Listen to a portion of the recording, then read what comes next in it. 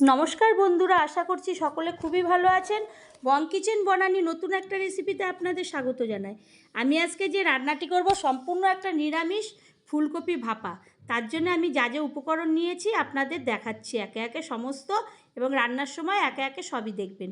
তো প্রথমেই আমি একটা মিক্সিং জারের মধ্যে কয়েকটা কাঁচা লঙ্কা নিয়েছি, 5-6টা, আর নিয়েছি কুচনো নারকেল আর কালো সর্ষে, সাদা সর্ষে, পোস্ত।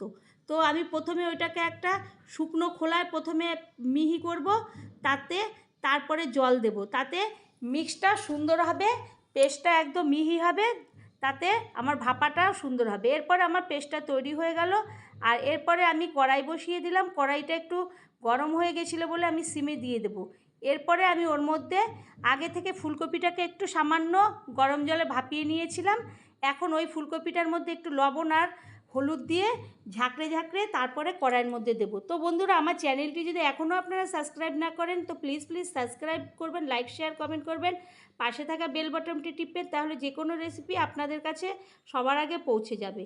তো নিরামিষের দিনে একবার হলেও এইরকমভাবে ফুলকপির রান্না করে বাড়ির সকলকে খাওয়াবেন এবং আপনিও খাবেন। আশা করছি খুবই ভালো লাগবে। আপনার এই এক তরকারিতে পুরো গরম ভাত পুরো শেষ হয়ে যাবে। এরপরে আমি ওটাকে কড়াইয়ের মধ্যে দিয়ে ভালো করে নাড়াচাড়া করে সুন্দর করে একটু ভাজা ভাজা করে নেব। যেহেতু আমি ভাপাবো ওটা, ওই কারণে আমি একটু ভাজা ভাজা করে নিলাম। তো আমার ভাজাটা কমপ্লিট হওয়াতে আমি একটা টিফিন বাক্স নিয়ে নিলাম। টিফিন বাক্সটি নিয়ে পরে টিফিন বাটির মধ্যে আমি দিয়ে দিলাম প্রথমে সর্ষের তেল, কারণ এই রান্নাটা সম্পূর্ণ সর্ষের তেলেই করব। তারপরে ওর মধ্যে আমি আগে থেকে রেখে দিয়েছিলাম হলুদের গুঁড়ো, লঙ্কার গুঁড়ো আর লবণ আর চিনি। আর তার মধ্যে আর দিয়ে দিলাম যে আমি সর্ষে পোস্ত নারকেলটা বেটেছিলাম সেইটাকে দিয়ে ভালো করে আঙুল দিয়ে আমি ফাটিয়ে নেব। সমস্ত মশলাগুলো একসঙ্গে মিক্সড করে নেব। তারপর ওর মধ্যে আমি একটা একটা করে ফুলকপি দেবো আর ওই মশলার সঙ্গে মাখাবো, আবার আর একটা দেবো, মাখাবো, মাখিয়ে মাখিয়ে সমস্ত টিফিন বাটির মধ্যে রেখে দেবো। এরপরে মিক্সিং জার ধোয়া সামান্য একটুখানি জল ওর মধ্যে দিয়ে দেব। তারপরে চিড়ে রেখেছিলাম যে কাঁচা লঙ্কাগুলো, সেইগুলো ওপরে সাজিয়ে দেব। আর তার ওপরে দিয়ে দেব একটু সর্ষের তেল। আর এখানে চিনি ব্যবহার করেছি, কারণ চিনি না দিলে নিরামিষের খাবারটা স্বাদটা ঠিকঠাক আসে না, যেহেতু সর্ষে পোস্ত আছে।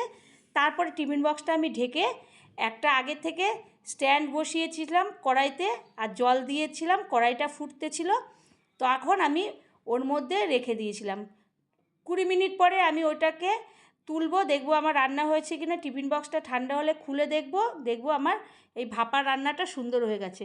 তো বন্ধুরা, একবার হলেও বাড়ির লোকদের এরকম একটা ভাপা করে খাওয়াবেন, পাশে থাকবেন। নতুন কোনো একটা রেসিপিতে দেখা হবে, ততক্ষণের জন্যে ধন্যবাদ।